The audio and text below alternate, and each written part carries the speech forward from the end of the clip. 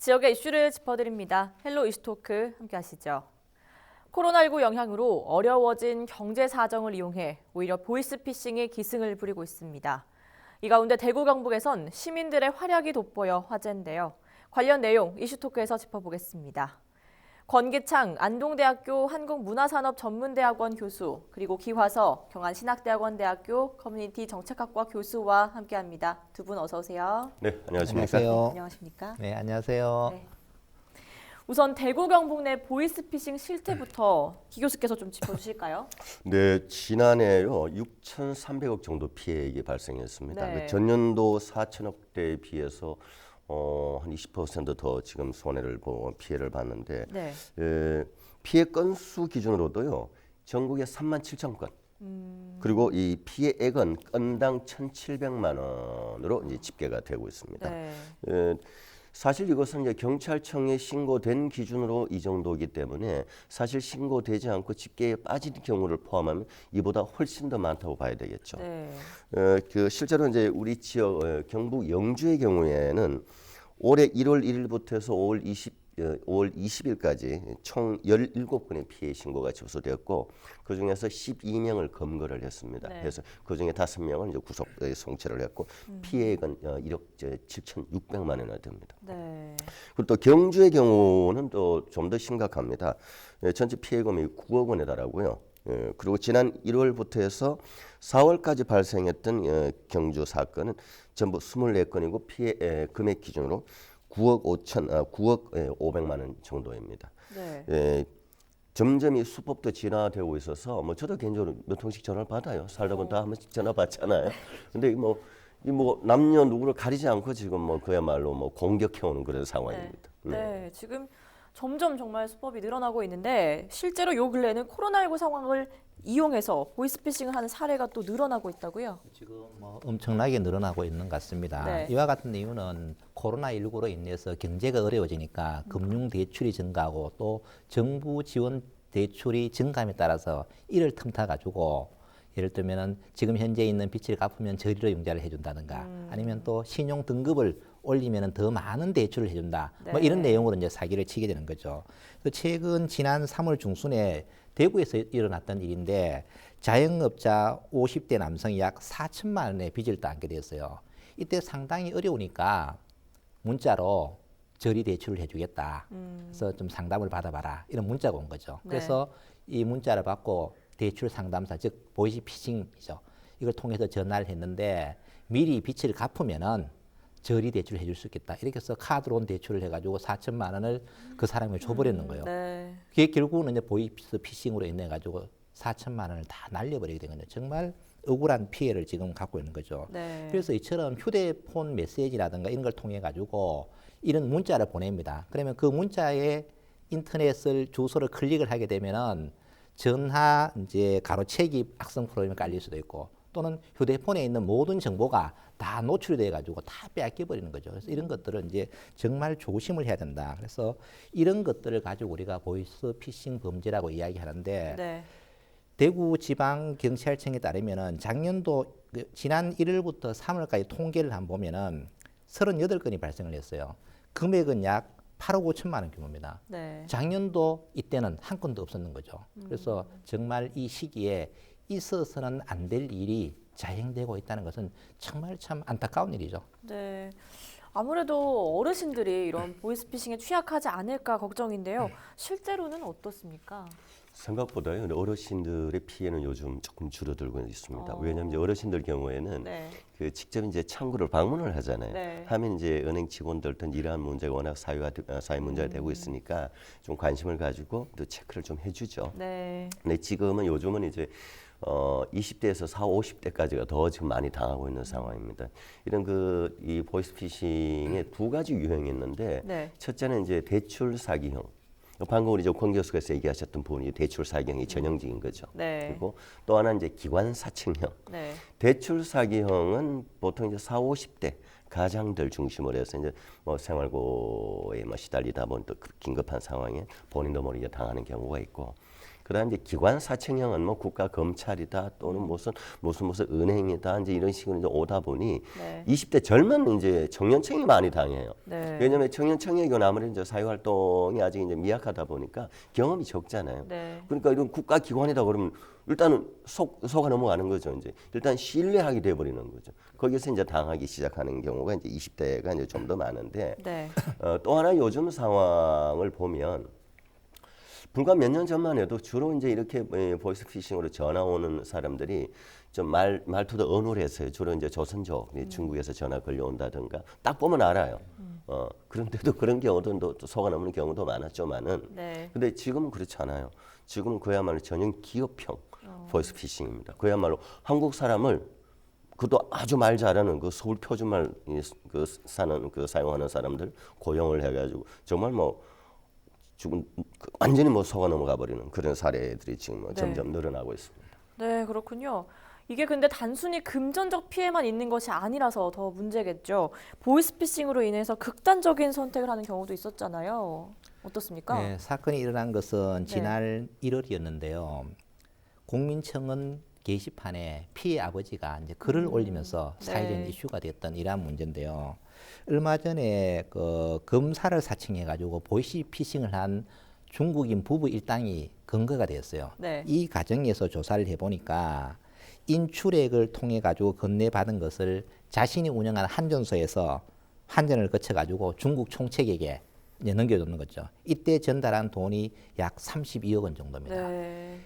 이 범죄 과정에서 한 20대 청년에게도 430만 원 정도의 피해를 발생을 했어요. 그래서 이 청년이 참 며칠 뒤에 좀 비관을 해서 자살을 해버린 거죠. 네. 얼마나 안타까운 현실입니까? 금전적인 피해만 봐도 억울한데 사람의 목숨까지 앗아가는 이런 피해가 앞으로 지속적으로 발생한다면 우리 사회는 엄청난 혼란이 빠지게 되겠죠. 그래서 이러한 문제들은 정말 본인도 중요하지만 관계기관에서도 좀 철저하게 대비책을 마련해서 다시는 이와 같은 일이 벌어지지 않도록 하는 것이 너무나 중요할 거라고 생각이 됩니다. 네, 참 예방과 대책이 참 필요할 텐데요. 그나마 좀 작은 위로라고 할까요? 최근 대구 경문의 보이스피싱을 막은 사례들이 화제가 됐습니다. 우선 은행권 직원들의 활약이 돋보였던 사례를 좀 기 교수께서 짚어주시죠. 네, 좀 몇 건 있었는데요. 네. 이제 대표적으로 6월 9일 날입니다. 이제 경주의 외동이라고 하는 지역이 있어요. 외동 네. 농협에서 이제 있었던 일인데 여기에 이제 그 2천만 원을 이제 인출을 해달라고 이제 지속적으로 요구를 한 거예요. 네. 그러니까 농협 직원이 이거 뭔가 좀 이상하다. 그렇게 해서 이제 그 경찰에 곧바로 이제 연락을 해서 이제 그 인출을 막았죠. 그러니까 돈이 빠지지 않았으니까 이제 피해를 본 것은 아닌데 네. 이러한 일로 인해서 이제 경주 경찰서에서 이 농협 직원에게 그야말로 이제 공동체 치안 파트너로 이제 그 인정을 하고 또 표창장을 또 수여하기도 했고 네. 뭐 다행히 이제 큰 그 사건을 이제 막았는 것이죠. 또 6월 11일 날을 또 이제 영주에서 있었던 일인데 어떤 분이 이제 속아 넘어가서 본인이 지금 그 카드 대금이 연체가 되고 있으니까 지금 돈을 얼마를 어디 화단 부근에 놔두면 자기가 막아주겠다 이런 식으로 이제 전화를 한 거죠. 네. 근데 이 역시 이제 그 농협 쪽에서 이제 이거 뭔가 김새가 이상하다라고 생각을 해서 이제 곧바로 이제 경찰에 신고를 했고 이런 경우는 이렇잖아요. 이제 보이스피싱 이제 속이는 사람이 전화를 해서 지금 이제 카드 대금 연체되고 있으니까 만약 그대로 두면 이제 압류돼서 문제가 생긴다. 그러니까 돈을 어디 갖다 놔라. 그러니까 시킨 대로 그대로 이제 하려고 갔는데 그러니까 이제 경찰에 신고를 하니까 경찰에서 또 이런 경우는 반드시 그 범인이 그 현장 어딘가 배회하고 있을 것이다. 느낌이 가잖아요. 네. 뭐 이제 돈을 가져가야 되니까. 네. 그래서 이제 그 공조를 통해서 바로 현장에서 검거를 했습니다. 뭐 이런 경우가 참 많이 늘어나야 되는데 네. 이런 경우가 예. 네. 이렇게 피해를 인지하고 빠르게 대처하는 게 얼마나 중요한지 보여주는 사례가 아닐까 싶습니다. 또 다른 사례를 보면 대구에서 택시 운전기사가 기지를 발휘한 일도 있었는데요. 마치 영화 같았다는 후문이 있는데. 예, 맞습니다. 네. 참 정말 다행스러운 일인데요. 네. 택시 기사 2명이 정말 치밀한 대응 끝에 2억 원을 가르친 보이스피싱 주범을 검거하는 데 결정적인 기여를 하게 된 거죠. 네. 이때 지난 4월 29일을 기점으로 약 10일 동안 대구 부산 일대에서 보이스피싱 기법으로 약 2억 7천만 원을 이제 사기를 친 사람인데요. 네. 이때 금융기관 직원을 사칭해서 기존의 대출금을 반납을 하면은 낮은 금리로 다시 대출하겠다 이렇게 이제 쏘게 된 거죠. 네. 그래서 이런 범행을 저지르면서 대구 경남을 다니면서 저질렀는데 다시 대구로 돌아오는 과정에서 경찰이 위치 추적으로 이제 이 택시 기사를 알게 된 거죠. 네. 그래서 이 택시 기사에게 전화를 했는데 하필 이 택시 기사가 휴대폰 스피커를 켜놓은 상태에서 이야기를 하게 된 거예요. 그 범인들이 들었을 거 아닙니까? 그래서 네. 범인들이 갑자기 내려달라고 해서 내렸어요. 그래서 네. 이 택시 기사가 인지를 한 거죠. 그래서 다른 건너편에 다른 택시 타는 번호를 정확하게 기억하겠다가 경찰에게 알려줬죠. 이렇게 해서 공조를 통해 가지고 범인을 검거하게 됐거든요. 네. 정말 우리 시민들의 노력 정말 아낌없는 찬사를 보내야 될 것 같습니다. 네, 물론 검거된 보이스피싱 일당들에 대한 처벌도 좀 관심사 아니겠습니까? 그렇죠. 정말 그 사람을 꼭 뭐 죽여야만이 그 범죄가 아니고 죽음에 이르게 하는 이런 것이 지금 보이스피싱이거든요. 이제 네. 그 이런 경우 이제 최근에는 이제 그야말로 실형이 많이 선고되고 있습니다. 예전에는 뭐 가능한 뭐 집행유예 이렇게 해서 좀 정상 참작해주고 했는데 지금은 굉장히 그 강력하게 지금 그 선고를 하고 있는 상황인데 대구지방법원의 근래 상황을 보면 징역 4년 6개월 그리고 또 한 사람에게는 징역 3년 6개월 이 실형을 선고를 한 것도 추징금도 뭐 7천만 원, 5천만 원씩 추징금을 또 매기고 네. 또 그러나 이제 최근에 또 어떠한 경우에는 이 40대 한 남성에게는 이제 그 징역 1년에 집행유예 3년을 집행유예를 내려서 집행유예는 당장 구속되는 건 아니거든요. 집행을 유예하는 거니까 이런 경우는 이제 그 좀 관대하게 그 선고를 했는 이유는 이 사람이 단순하게 그 모집 체계에 지나지 않았다. 돈을 전달한 정도의 역할만 했다. 그리고 또 이전에 다른 그 이 전과가 없었다라고 해서 이제 그 법원이 좀 선처를 해주는 경우인데 네. 전체적으로는 지금 사회적 분위기로는 이 보이스피싱에 가담을 아주 적은 가담을 했다 해도 거의 실형을 지금 선고하는 그런 추세입니다. 저는 개인적으로 당연히 이렇게 가야 된다고 생각합니다. 더 강하게 가야 된다고 생각합니다. 왜냐하면 여기에 가담하면 이건 나쁜 일이다. 이게 문제가 있다를 알게 되잖아요. 네. 전혀 모르고 할 수는 없는 거거든요. 그래 본인의 의지하에서 하게 됐다라고 이거는 판단할 수밖에 없는 거죠. 더욱더 강력한 처벌을 해야 된다고 생각합니다. 네, 지금 주의할 점이 또 하나 있습니다. 지금 방금 기 교수께서도 얘기해 주셨지만 가담자에 대한 부분인데 이런 일당들에게 속아서 자칫 보이스피싱 가담자가 될 위험도 또 있는데요. 왜 그런 걸까요? 첫 번째는 이게 고액의 아르바이트 때문이었습니다. 네. 대부분이 젊은 청소년들이 또는 뭐 젊은 세대들이 좀 돈이 급하잖아요. 그래서 아르바이트를 해야 되는데 뭐 시간당 얼마 받아서는 해결이 안 되니까 고액의 아르바이트에 현혹이 돼버리는 거죠. 그냥 이거 보이스피싱 범죄를 하는 거냐라고 하면은 누구든지 안 할 텐데 여기 현혹이 되다 보면 순간적으로 잊어버리는 겁니다. 네. 그래서 이렇게 다 보니까 자신도 모르게 또 운반청 역할을 하는 거예요. 그러면 그것도 아주 교묘하게 이 아르바이트생이 알 수 있도록 하는 게 아니고 아주 교묘하게 자기도 순간적으로 딱 쏟게 만들어요. 이렇게 하다 보니까 사기 방조 혐의가 적용되니까 많은 거예요. 그래서 얼마 전까지만 하더라도 즉 불과 2년 전까지만 하더라도 자신이 모르게 하면은 단순한 가담자에 대해서는 뭐 그냥 벌금이나 집행유예 정도로 이제 처벌을 했어요. 네. 그러나 이런 문제가 사회적인 문제로 되고 2019년도에는 약 5천억을 넘는 피해가 발생을 하는 거예요. 근데 대부분 다 이제 이런 문제 되니까 이제는 이래서는 안 되겠다. 좀 경각심을 불러 일으켜야 되겠다고 생각해서 단순 가담자라 하더라도 최소한 몇 개월이라도 징역을 처하는 중벌을 가하고 있는 거죠. 어쩌면 이것은 바람직하다라고 보는 겁니다. 그래서 어쨌든 보이스피싱은 정말 사회적인 문제를 야기하기 때문에 아르바이트를 하더라도 철저하게 좀 본인이 검증을 해야 된다. 고액을 받았다고 현혹되었다라고만 할 것이 아니고 스스로가 검증을 해서 다시는 이러한 곳에 가담이 되지 않도록 본인이 알았든 몰라도 이제는 알았다고 처벌이 되는 추세로 가니까 네. 좀 적극적으로 조심을 해야 되지 않을까 이렇게 생각이 되고 네. 특히 단순 가담 또는 방조한 행위는 전자금융거래법에서 처벌 이어지기 때문에 주의가 더욱더 필요합니다. 네, 그렇습니다. 아무래도 금전적인 피해가 좀 크다 보니까 보이스피싱으로 사기당한 돈을 어떻게 돌려받을까 이것도 좀 궁금한데요. 네, 여러 가지 그 방법은 있습니다. 이제 먼저 그 우리 시청자 여러분들 뭐 저도 마찬가지지만 네. 어딘가 전화가 걸려와서 특정 계좌에 송금해라. 또 어디 갖다 놔라. 네. 뭐 이건 100% 이건 사기라고 생각을 하고 첫째 조심해야 된다라는 것이고 어쨌든 또 이러한 사건에 휘말리게 됐을 경우에 이제 몇 가지 방법은 있는데 첫째 가장 그 핵심적인 거는 빨리 인지를 해서 경찰 또는 은행과 공조가 되어서 지급 정지를 하는 것이 가장 급합니다. 지급 정지를 하면 돈이 이제 일단 묶이게 되잖아요. 빠져나가지는 않으니까. 그다음 두 번째 방법은 일단은 또 사건화가 되었고 일단은 이 속임을 당한 이후에는 이 법률적으로 그 배상 명령 제도라는 게 있습니다. 이제 이것은 이제 보통 우리가 이제 민사 소송을 제기를 하게 되면 시간도 많이 걸리잖아요. 뭐 변호사비도 들어가고 비용도 많이 들어가는데 이제 이 형사적인 배상 명령 제도를 신청을 하게 되면 소송을 제기한 것과 같은 효력을 발휘해서 조금은 빨리 구제를 좀 받을 수 있는 제도가 있고요. 네. 그다음 하나는 이제 어쨌든 간에 본인을 속인 그 상대방은 어쨌든 근거가 되고 잡혀서 유죄 처벌을 받으면 일단은 죄가 있다고 이제 인정이 되는 거니까 그 사람을 상대로 해서 이제 민사 소송을 제기하는 방법이 이제 있긴 사실 이 시간 좀 걸립니다. 네. 또 이제 법적인 조력도 받아야 되고 그다음 네 번째 마지막은 그 가해자와 합의를 하는 겁니다. 네. 합의를 당신이 이렇게 나를 속였으니 그러니 빨리 내 돈을 달라 뭐 이런 식으로 이제 합의를 하는 경우인데 이런 경우 문제는요. 네.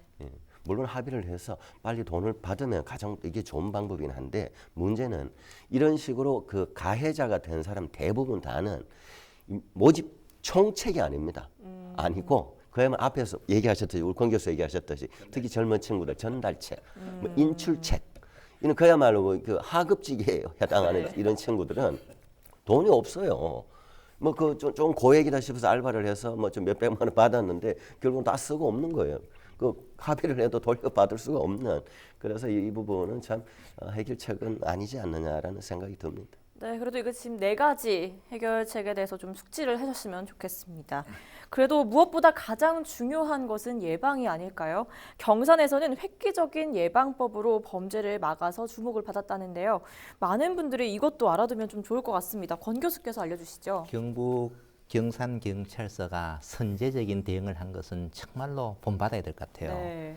이것은 어떻게 하느냐 하면은 500만 원 이상의 현금을 인출을 하면 농계급과 협의를 해서 경찰이 똑바로 출동을 합니다.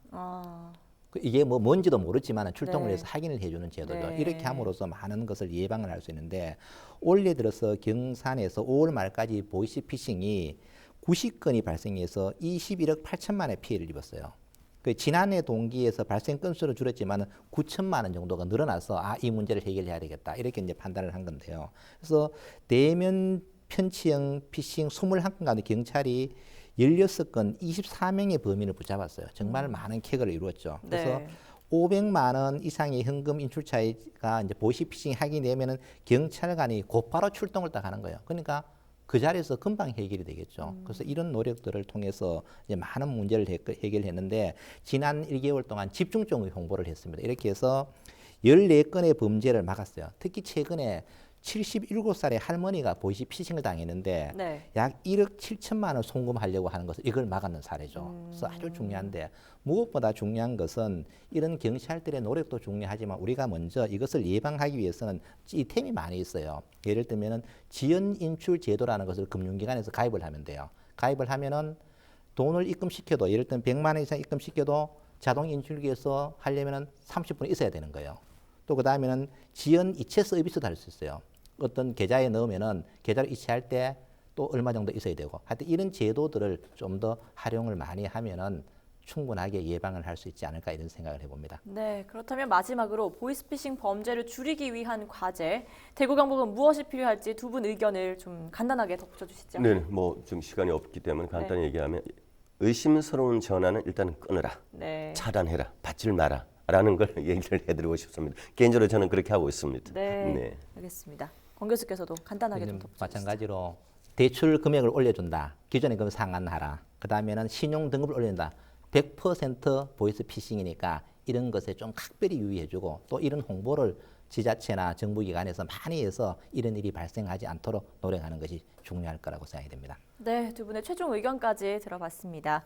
이 시간 헬로 이슈토크에서는 대구 경북 내 보이스피싱 실태와 예방법 알아봤고요. 함께해 주신 두 분 말씀 고맙습니다. 네, 고맙습니다. 감사합니다. 고맙습니다. 네, 고맙습니다. 고맙습니다.